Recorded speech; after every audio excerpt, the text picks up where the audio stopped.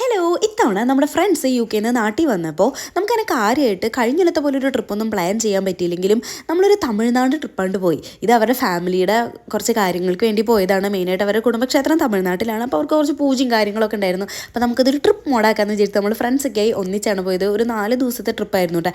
മെയിനായിട്ട് ഈ അമ്പല ദർശനം തന്നെയായിരുന്നു പരിപാടി.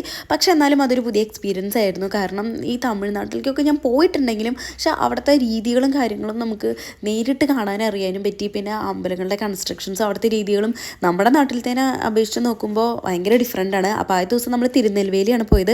അവിടെ ഒരു കുടുംബക്ഷേത്രം ഉണ്ടായിരുന്നു. അത് കഴിഞ്ഞിട്ട് നമുക്ക് തൃച്ചി പോയി.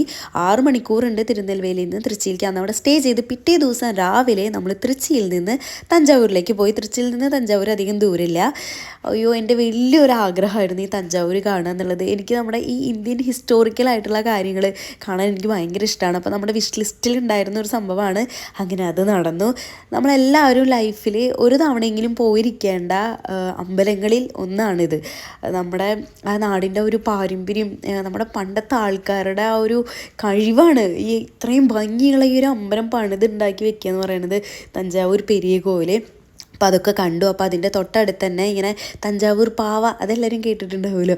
അതെ, ഒരാൾ തലയാട്ടിന് കണ്ടിട്ടില്ലേ, തലയാട്ടി ബൊമ്മ, അതിങ്ങനെ വിൽക്കാനൊക്കെ വെച്ചിട്ടുണ്ട്. അതവിടെ ഇങ്ങനെ ചെരുപ്പൊക്കെ സൂക്ഷിക്കുന്ന സ്ഥലമുണ്ട് അതിൻ്റെ ഫ്രണ്ടിലും. പിന്നെ അമ്പലത്തിൻ്റെ പുറത്തൊക്കെ ഉണ്ട് കേട്ടോ.